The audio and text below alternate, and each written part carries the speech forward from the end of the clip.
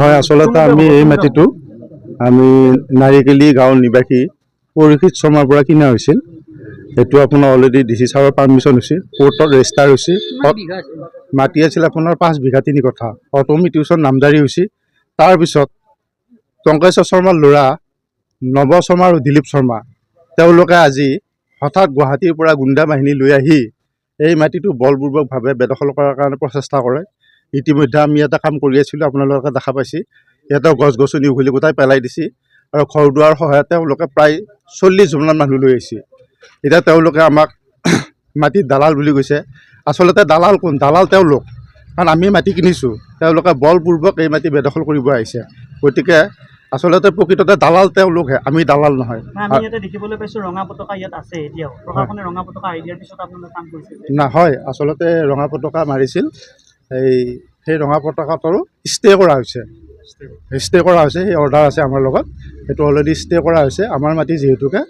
গতিকে তেওঁলোকে তাৰমানে ইয়াতে তেওঁলোকৰ মাটি বুলি ইমান দাবী কৰিছিল। তাৰপিছত যেতিয়া আমি গোটাই ডকুমেণ্টছবিলাক ছাবমিট কৰিলোঁ, ছাবমিট কৰাৰ পিছত সেই অৰ্ডাৰটো ষ্টে কৰি দিছে। পুলিচ প্ৰশাসনে কি ক'লে আপোনাক? পুলিচ প্ৰশাসনে বৰ্তমান আমাক একো কোৱা নাই। তেওঁলোকে কৈছে যে গাইগণ্ডোল কৰিব নালাগে। আমি কোনো ধৰণৰ গাইগণ্ডোল কৰা নাই। তেওঁলোকে গুৱাহাটীৰ পৰা গুণ্ডা বাহিনী লৈ আহিছে, মাৰপিট কৰিবৰ কাৰণে আমাক প্ৰচেষ্টা কৰিছে। গতিকে উপায় নাপায় আমি থানাৰ চিপাঝাৰ থানাৰ ভাৰপ্ৰাপ্ত ছেকেণ্ড OC ছাৰক মই নিজে ফোন কৰিছোঁ যে ছাৰ এনেকুৱা তেনেকুৱা কথা, তেওঁলোকে গুণ্ডা বাহিনী লৈ আহিছে গুৱাহাটীৰ পৰা, গতিকে আমাৰ মাটি বলপূৰ্বক বেদখল কৰিব বিচাৰিছে, গতিকে আপোনালোকে আহক। তেওঁলোক আহিছে। নাই তেনেকুৱা কোনো ধৰণৰ হেৰি হোৱা নাই। আচলতে তেওঁলোকৰ যি গুণ্ডা বাহিনী, সেই গুণ্ডা বাহিনীয়ে তাৰমানে তেওঁলোকে হাতত লাঠি আৰু এনেকুৱা টাঙৰ টুঙৰ লৈছিল আমাক মাৰিবৰ কাৰণে উদ্যত হৈছিল। নাই, এতিয়া বৰ্তমান তেওঁলোকক ওলাই দিছে। মাটিটো কোনে কিনিছিল? মাটিটো আমি 5জনে কিনিছোঁ। মোৰ নিজৰ নাম হ'ল কুলেন নাথ আৰু আপোনাৰ লুফুৰ ৰহমান, সৈয়দ দুদুল কাজী, কাবুল হুছেইন আৰু আপোনাৰ মচুব আলী। আমিতো আজি 200 বছৰ বুলি ক'লেও ভুল নহয়। যেতিয়াৰ পৰা মাটিখিনি খেতিৰ কাৰণে উপযুক্ত হৈছে তেতিয়াৰ পৰাই আমি এই মাটিখিনি আমাৰ ককাই খাই আছিলে। ককাৰ পিছত আমাৰ দেউতাহঁতৰ 6 ভাই, তাৰপিছত লাহে লাহে এতিয়া তাৰো আমি অংশীদাৰ হৈছোঁ। এতিয়া হঠাৎ যেতিয়া তেনেকুৱা হ'ল, এই 7 মাৰ্চৰ দিনা মাটিখিনি ৰাতি দখল কৰিলে, তো আমি সম্পূৰ্ণ ন্যায় ব্যৱস্থাটো ঠিকে ৰাখি আমি কৈছোঁ, প্ৰথমতে আমি গাঁৱত মিটিং পাতিছোঁ, গাঁৱৰ ৰাইজক কথাটো জনাইছোঁ। গাঁৱৰ ৰাইজে এই ক্ষেত্ৰত আমাক সহযোগ কৰিছে। গাঁৱৰ সহযোগত গাঁৱৰ মানুহ লগত ৰাখি, গাঁওবুঢ়া লগত ৰাখি আমি থানাত গৈছোঁ। থানাত যাই যেতিয়া আমি কেছ দিলোঁ, থানাই সহায় নাপাওঁ। তাৰপিছত থানাই হেৰি কৰিলে, আমাক মাতিলে, তেওঁলোকক মাতাত তেওঁলোকে দেখুৱালে তেওঁলোকৰ বোলে মাটি, আৰু তেওঁলোকে এইবিলাক কাগজ পাতি দেখুৱালে। এতিয়া কথা তেতিয়া আমি গম পালোঁ, একচুৱেলি আমিও বাহিৰত থাকোঁ আৰু মাটিখিনি আমি যিহেতুকে জেনেৰেশ্যন খেতি কৰি আছোঁ, গতিকে বিশেষ কাগজ পাতিক লৈ আমি ইমান মাথাও মাৰা নাই, আমাৰ নামত আছে নে, আমাৰ দাগ ঠিক আছে নে নাই। গতিকে এইবিলাক তেতিয়াও ইয়াত মাটি ওচৰে পাজৰে বিক্ৰী বা তেনেকুৱা একো নোহোৱাৰ কাৰণেই চাগে এই বছৰ তেনেকৈ থাকিলে। এতিয়া লাহে লাহে আমি গম পাইছোঁ ইয়াত প্ৰতিটো প্লটেই দাগ নাম্বাৰ আৰু পজিশ্যনৰ অলপ বেলেগ বেলেগ আছে চবৰে। এতিয়া আমাৰ সেইফালৰ মাটিখিনি আমাৰেই, কিন্তু আমাৰ একদম লাষ্টৰ ফালে যি মানুহ বহি আছে সেইবিলাক আমাৰ দাগত বহি আছে। এতিয়া তাৰপিছত গৈ আমি যেতিয়া গম পালোঁ ম্যাদী বুলি, 1 চনৰ পৰা ম্যাদী কৰিছে, তেতিয়া আমি কেনেকৈ ম্যাদী হ'ল? ম্যাদী হ'ব লাগিলে এটা প্ৰচেছ থাকে, সেইটো সকলোৱে জানে যে পজিশ্যন থাকিব লাগিব। পথাৰৰ মাটিটো পজিশ্যনটোৱে মেইন।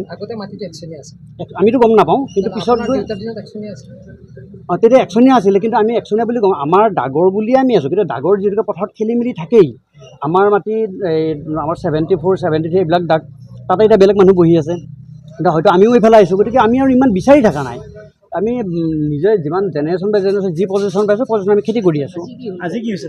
এতিয়া আজি হ'ল কি, ইহঁতে যেতিয়া সেনেকৈ কৰি আছে, এই যেতিয়া মাটিটো ইহঁতে এনেকৈ কৰি আছে, দখল কাম কৰি গৈ আছে, এতিয়া আমিতো বাধা দিব লাগিব। প্ৰথমতে বাধা দিব বিচাৰিছিলে, ৰাইজে কৈছিলে যে এটা কাম কৰি আপোনালোকে সোমাই যাওক, কিন্তু আমি আইন ভংগ কৰিব বিচাৰে। আমি সোমাব যাম, তেওঁলোকো আহিব, কাজিয়া পেচাল হ'ব, মাৰপিট হ'ব, গতিকে থানাত যাব লাগিব, এইবিলাক ঘটনা ঘটিব। গতিকে সেইকাৰণে আমি ভাবিলোঁ যে আমি আইনমুখে যাওঁ।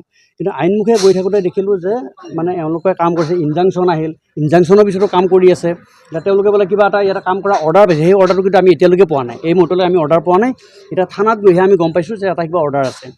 2 বছৰ পূৰ্বে নিৰ্মাণ কৰিছে, তেতিয়া 2 বছৰ পূৰ্বে নহয়, যোৱা 7 মাৰ্চৰ ৰাতি 12টাৰ পিছত তেওঁলোকে মাটি পেলাইছে। মাটিটো কোনে পেলাইছিলে? ইয়াতে কুলেন নাথ আৰু তেওঁৰ কোনোবা আছে 5-6জন মান আছে কুলেন নাথ কিবা লুৎফুৰ ৰহমান মনসুৰ আলী। বাধা কৰা নাছিল আপুনি তেতিয়া আমি বাধা কৰা নাই, আমি আইনীভাৱেই গৈছোঁ কমপ্লিটলি। আমি এনেকুৱাকৈ আহিলে তেতিয়া মাৰপিট হ'ব, গতিকে আমি মাৰপিট কৰিব নোৱাৰোঁ বা মাৰপিট নকৰোঁ বুলি ভাবি।